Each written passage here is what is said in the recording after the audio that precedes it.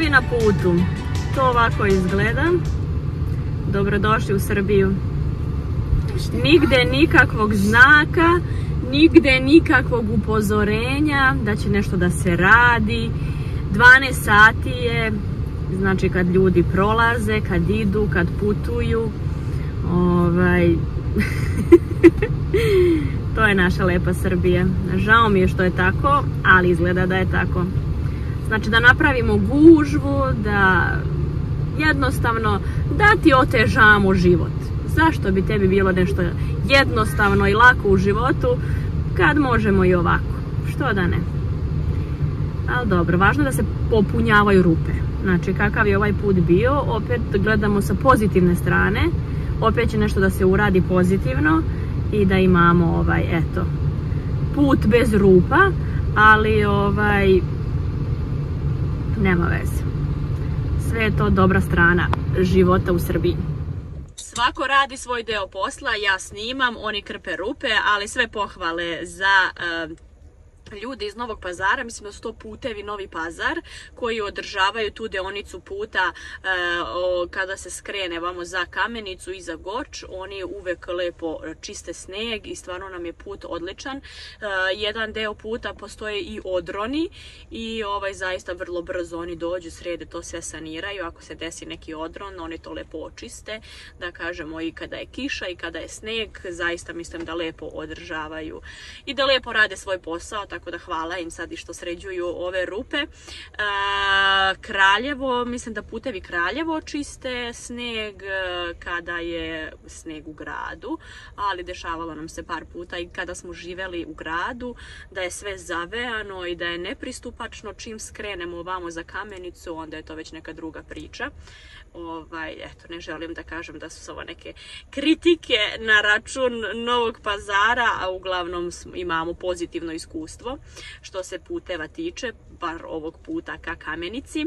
Malo mi je neobično te neke stvari gdje ništa nije obezbeđeno i gdje ne postoji nikakvo obaveštenje da ćeš da naiđeš na radove na putu, bar da usporiš ili možda da izabereš neku drugu deonicu puta gdje možeš da ideš, a ne da naiđeš na gužvu, ali dobro, što da se radi, naši ljudi sve prepuste slučaju. Idemo. Gdje smo krenuli? Krenuli smo malo do parka. Sada mi je da to odradim sa decom, malo da se izjurimo. Malo sam se ulenjila po pitanju ovih snimanja. Ovaj januar mi je tako bio usporen, ništa nisam baš odradila kako treba, tako mi se čini.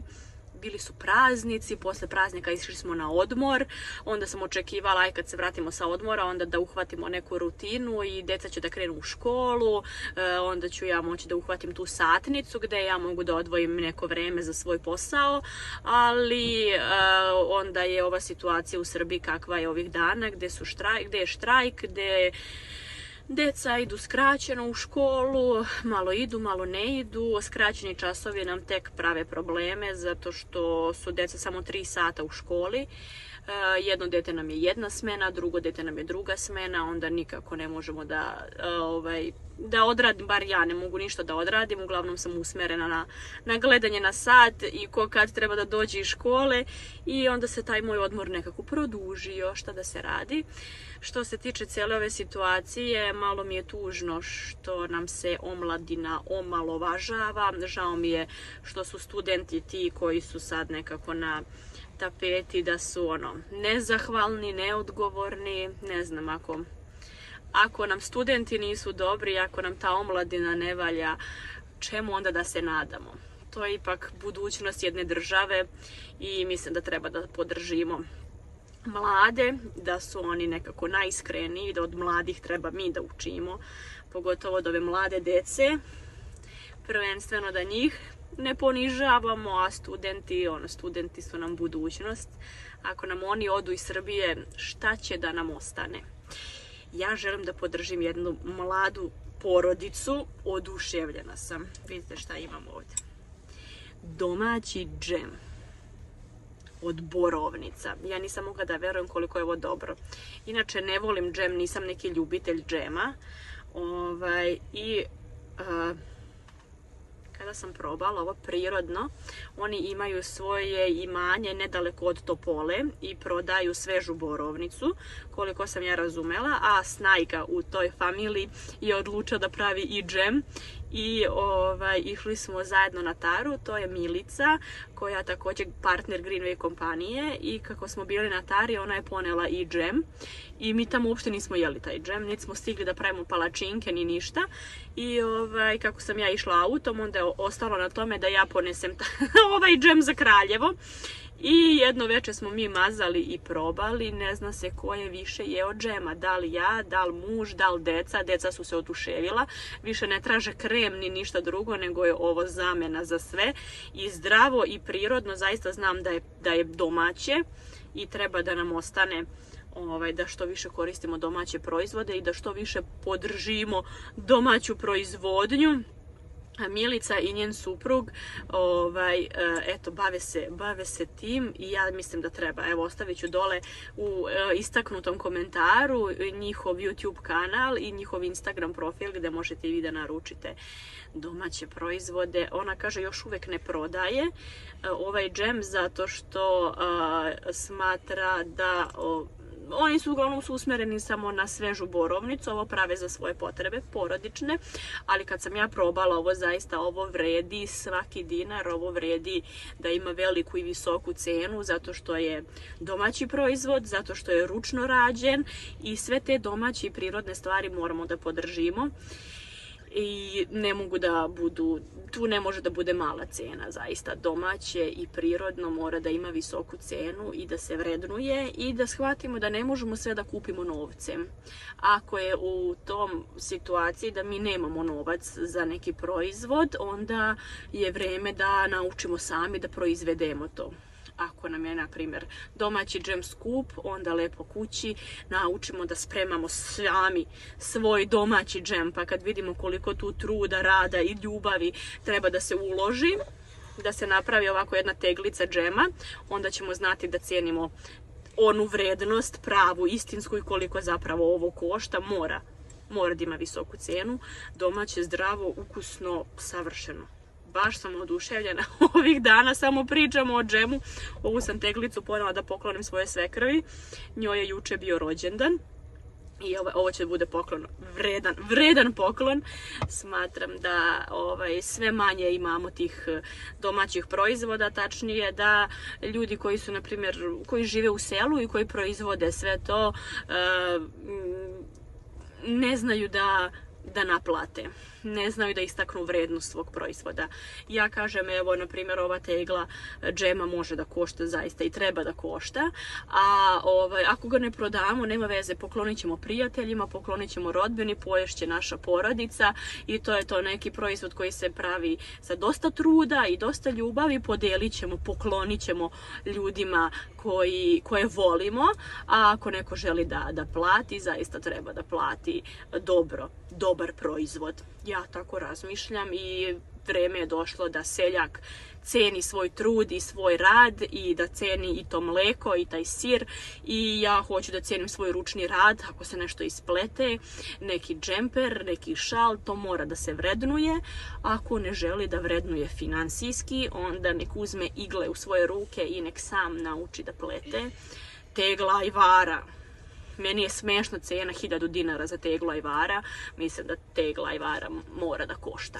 Da, pogotovo domaći ajvar, da neko ko je od semena došao, od semena paprike došao do tegle ajvara, tu zaista koliko vremena i koliko ljubavi, koliko truda, koja je procedura da dođemo do te jedne tegle ajvara. Znači mora da bude ozbiljna cena. Moje mišljenje je tako, da ne očekujemo onda od države, da ne očekujemo od nekoga i od nečega da nas sistem podrži. Neće sistem da nas podrži, očigledno je. Znači, kao što je ova situacija sad u Srbiji, gde sistem neće da podrži mladog čoveka, gde neće da podrži studenta, gde svi će da nam kažu neku negativnu stvar i da nas ponize, a na nama je samo da vidimo kako možemo sami da izgradimo sebe, da budemo nezavisni od tog sistema. Mi smo živjeli u inostranstvu i zaista nije lako spakovati se i otići u inostranstvo. Danas znamo da dobijemo i komentare, pogotovo najbližih, a lako je vama da pričate kad ste bili u inostranstvu, vama je lako. Kogod je otišao u inostranstvo zna koliko je teško spakovati kofere, naučiti novi jezik i oprobati se u novoj državi, zaista gdje si stranac, stvarno uvijek ćeš biti stranac, to uopšte nije lako. Ja svakom preporučujem da proba, da vidi da li je to, da li je to za njega. Jer, šta da kažem, a moj izbor nekako i moj način života u Srbiji je takav da se trudim da zaista onako izgradimo to da budemo nezavisni od sistema, da nas ne dotiče neke promjene u državi, promjene u društvu. Ne može čovjek da ostane mimo toga. Mene boli kad čujem da neko vređa studente. Zašto? Kao, šta se oni bune kad je njima sve besplatno? Kome je šta besplatno? Ni osnovno školovanje nije besplatno. Evo ja koja imam 2 đaka u osnovnoj školi, samo mi da stavimo sve na papir.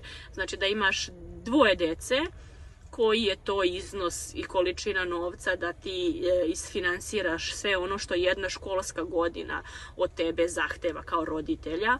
A da ne pričam kad krenu viši razredi, da ne pričam kad krene fakultet. Zaista, evo ja sam student i ja znam koliko sam novca dala za moju prvu godinu. Mislim, ne bih sad o tome da pričam, ali zaista u školovanje se ulaže velika količina novca, a niko se ne žali, zato što imamo neki cilj i želimo, ti studenti imaju cilj, žele da se školuju, znaju da je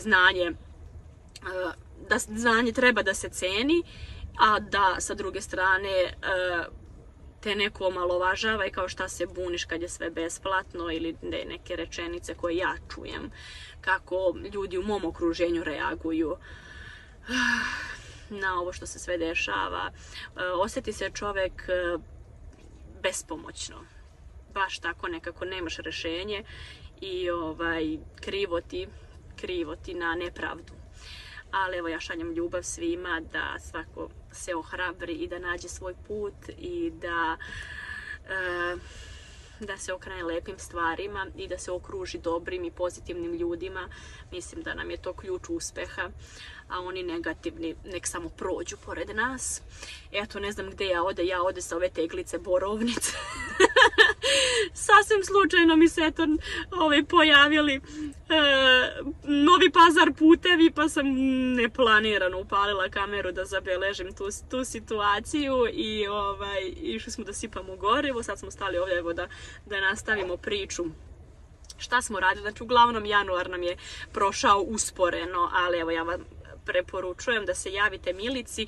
To je to, evo, mladi ljudi koji ostaju na selu, koji imaju 2 male dece od 3 i godinu dana i eto, znači najmanje što vi možete da uradite za mlade jest da zapratite Milici, da ih zapratite na društvenim mrežama. Znači najmanje što možemo da uradimo za mlade je da podržimo eto njihov YouTube kanal, da podržimo njihov Instagram.